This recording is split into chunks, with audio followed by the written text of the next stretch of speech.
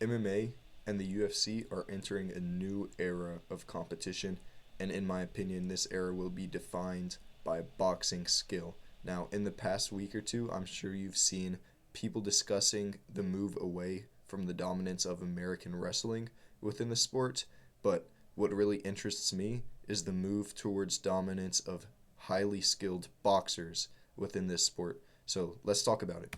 So first we got to really name these guys that are these up and coming or established elite boxers in the UFC that are having success. Obviously the first that comes to mind is featherweight champion, undefeated, 29-year-old, maybe 28-year-old rather, Ilia Topuria, a guy that in his last two fights knocked out Alexander Volkanovski with boxing, knocked out Max Holloway with boxing, but he's far from the only one. We've got Jack Della Maddalena, who will be fighting Leon Edwards soon, which I will cover later in the video. Elite boxer at welterweight, best in the division. We'll see where it goes on with him. Alex Pereira, obviously a kickboxer, but primarily a boxer within kickboxing. This is how he beat other kickboxers. This is how he beats good kickboxers in the UFC. This is what he plans to do after retirement from the UFC. We've seen this guy sparring with elite level heavyweights. He spars with Big Bang Zhang. He spars with all kinds of pure boxers. He is an elite level pure boxer within the UFC. Nasruddin Imavov, amazing pocket boxing, knocked out Israel Adesanya in the boxing, worse than Alex Pereira did, finished him worse than Dricus du Plessis did. Tom Aspinall, obviously a great all-around kickboxer, but he's not knocking these guys out with high kicks. He's finishing them with quick, slick combos in the boxing. Max Holloway says he's the best boxer in the UFC, baby. Maybe at one time, but still an elite boxer. Even a guy with no power like Max Holloway knocking out Justin Gaethje cold recently. Dustin Poirier recently having success against the great Islam Makhachev, largely through the boxing. Arman Tsarukyan still refining his boxing game, but has used it to beat Oliveira, largely used it to beat Beneil Dariush, and has a chance to use it well against Islam Makhachev. Petr Yan, arguably the most technical striker in the entire UFC, was able to outbox another great boxer in Davison Figueiredo. Diego Lopez, super powerful, quick, technical combos in the pocket. Arnold Allen, super underrated guy, amazing, super quick boxing combinations. Song Yadong going to knock out Henry Cejudo in their upcoming fight in the boxing. Kai Kara France has a decent chance against the great Alejandro Pantoja in the boxing. Joshua Van, up-and-coming boxing sensation at flyweight, maybe the best technical boxer we've seen coming up in a long time. And all of these guys have had great success lately. So let's talk about it. What are the pros of this boxing style? What makes it so good? First, it's very defensively sound. Now, there are guys like a Max Holloway that do just let themselves get hit all the time.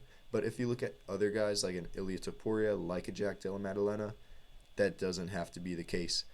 In my last video, I talked a lot about Alexandre Topuria's UFC debut, how he used that high boxing guard amazingly and combined it with head movement. But what these guys do great, that's really allowing boxing to crack the mainstream, to crack the championships in the UFC right now, is that they combine it with head movement and they use an educated guard for MMA, right?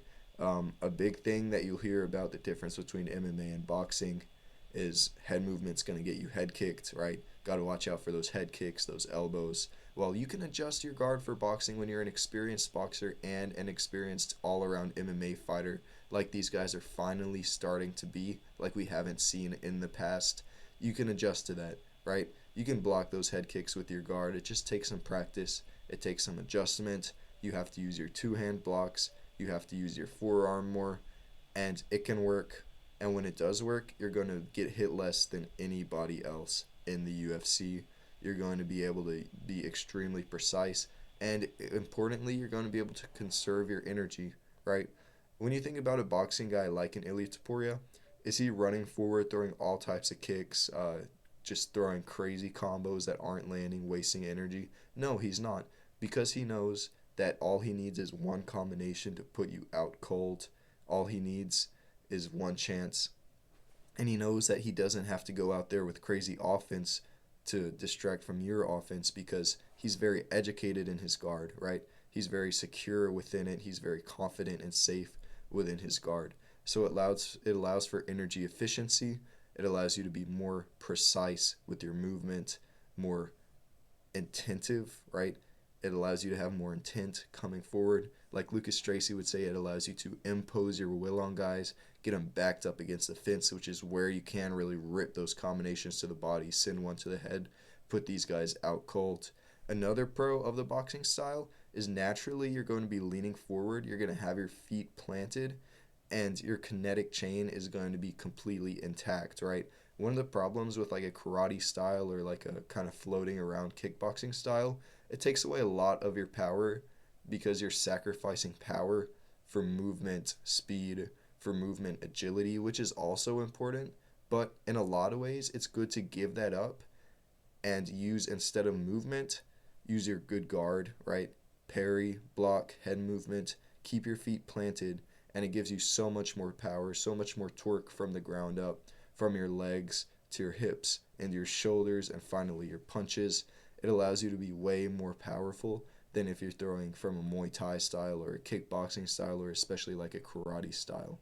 And then another pro of this, typically MMA fighters, high level MMA fighters, they have expertise, some level of expertise in every area of MMA. So striking, grappling, wrestling, they can all do it, but specializing even more in boxing is going to give you an advantage in an area that you can use to finish the fight. Say you specialize in wrestling or leg kicking, that's going to give you an advantage, but in that area, even if you do really well in it, it's going to help you in the fight, but it's not going to end the fight for you. Boxing can end the fight for you, especially if you have that competitive advantage there. Now, let's talk about a little bit of the cons, because with every style, there are going to be pros and cons. You're going to be less dynamic. You're not going to be able to give your opponent as much to worry about, as much different looks, which is an issue, but I believe that issue isn't of consequence, that you shouldn't use this style at all, because what you are giving them to worry about is going to be extremely hard to deal with. Another con, less volume. We see this a little bit with Ilia Topuria, although it's not an issue for him because, like I said, all you need is one chance when you are that elite level powerful boxing. But if you're not getting that chance to finish people, it can become frustrating because you're not naturally going to be throwing as much, you're not going to be scoring as many points. It's a con. Another disadvantage, you can be flat-footed, which, like I said, generates you more power, but it takes away from your movement. Say you're at kicking range, it's going to be hard to really get in. That's something that you're going to have to work at. A guy like Volkanovski was having decent success against, and I keep using Ilia Topuria as an example because he is the best example of this, right? He is basically the blueprint for MMA boxing. But Volkanovski was able for a couple rounds to outkick him, outpoint him, even outdamage him just by having superior movement floating around. But like we saw, eventually Ilia did catch him, and when he caught him, that was the end. Then another con is that you're constantly in close range in the danger area, but I believe this is exactly why the style works, because you're consistently forcing your opponent to be in that close boxing range, and although it's dangerous to you, it's even more dangerous to them because that's your area of expertise. That's where you're most dangerous. That's where you have that advantage where you can put them out cold. Obviously, they can put you out cold too, but if you're the one who's more skilled, more powerful, this is your area of expertise, you want to force that exchange in the pocket every time. You want to give yourself that advantage. Aside from that, it's extremely precise, extremely patient, efficient. All it takes is one flurry, one punch. You can win the fight. It's hard to break down. It's hard to just go at a boxer and find a way to break him down, pick at little openings, because you're not going to see many openings. Maybe you'll be able to land a leg kick every now and then, but there's really no reason that a boxing style can't check leg kicks and even return leg kicks as well as any other style. And we've seen this again with Ilia Topuria, who has very good, effective leg kicks, and he's never suffered as a result of being leg kicked, at least not more than other fighters. We saw that same heavily planted style that puts more power in your punches, also puts more power in your leg kicks. I would argue that Ilia has the best, maybe not the fastest, maybe not the most volume of leg kicks in the division, but he has the most powerful leg kicks, the most damaging leg kicks, right? Kind of like an Alex Pereira does too. Now, that's kind of a different situation because he does still hold that kickboxing style, but a lot of it is that coming forward, feet planted boxing style within the kickboxing style that really works for him. Now, let's go on to some of these upcoming matchups between guys that I have picked out as great UFC boxers versus guys that aren't. And in all of these, I am predicting that the boxer will win. I have faith in this style. First, the one that I'm most excited for because I do like this guy a lot, Giacomo Della Maddalena. That's his real name, Giacomo. It's not actually Jack. But he is fighting Leon Edwards coming up in the London Fight Night. I'm not sure when exactly, maybe sometime in March. Regardless, it's coming up fast. Jack Della Maddalena is going to put this guy out. I think that's the feeling almost everybody has. What I'm doing in this video is just quantifying that, right? Explaining why that is. Leon Edwards, of course he's going to score points against Jack Della Maddalena. He'll probably win rounds. Eventually, Jack Della Maddalena is going to back him up against the cage, and he's going to put him out with a boxing combo. And you can rely on that, I promise you. Then we go with Joshua Van versus Bruno Silva. Joshua Van's a bit of an interesting case in this one because he doesn't have the same power that really helps in the boxing, but I think he can develop it. He's still really young. He still has more size to put on, maybe even more like some kinetic chain technique to work on. Regardless, I think he'll win against Bruno Silva. We just saw what Manel Kape did to Bruno Silva with also a lot of boxing. Joshua Van has even better, slicker boxing than Manel Kape, in my opinion. He'll put a masterclass on Bruno Silva, probably get a finish. Ilia Topuria versus Islam Makhachev. Obviously, this is just a theorized fight, not confirmed. But this is about the biggest test you can get. The best boxing style MMA fighter in the UFC against just the best fighter regardless in the UFC. This is one that probably a lot of people will be going with Ilia, but the majority is still going with Islam, and that's understandable because of the size difference, because of the difference theoretically in the grappling, although we do know that Ilia is a very good grappler himself.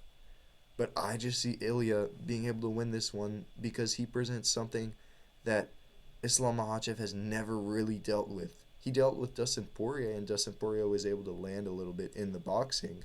But Ilia is faster than Dustin Poirier, more powerful, in my opinion, just better in basically every single way. He doesn't have to worry about the takedown nearly as much as Dustin did.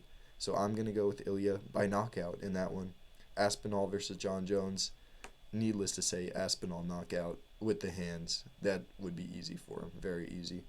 We saw Stipe Miocic, 42-year-old Stipe, looking awful, looking like the worst fighter in the division maybe. We saw him land some bombs on John Jones. Tom Aspinall puts him out within a round. We've got Song Yadong versus Henry Cejudo coming up. Song Yadong is a very underrated boxer in my opinion. I think he's very crisp, very powerful, very tight with his combinations. Henry Cejudo, aging guy, karate style, wrestling style. Song Yadong's going to knock him out too. And I know I'm predicting a lot of knockouts here, but it's because I really do have faith in this style. Kai Kara-France versus Alejandro Pantoja. This might be the hardest one because Alejandro Pantoja does have so much of an advantage in the wrestling and grappling, so I could see the fight going that way. But in the striking, I think Kai Kara-France really has a big advantage with his boxing here too. Now, I am actually going to predict Pantoja to probably win that one, but don't be surprised if Kai Kara-France puts him out. And that wraps up the video. Maybe a bit controversial, some of the things I've said here, but think about it, watch it, see what happens. Let me know what you think. Let me know how wrong I am. Let me know if you agree with me. And happy Valentine's Day, yeah? Yeah. Have a good one. Thanks for watching.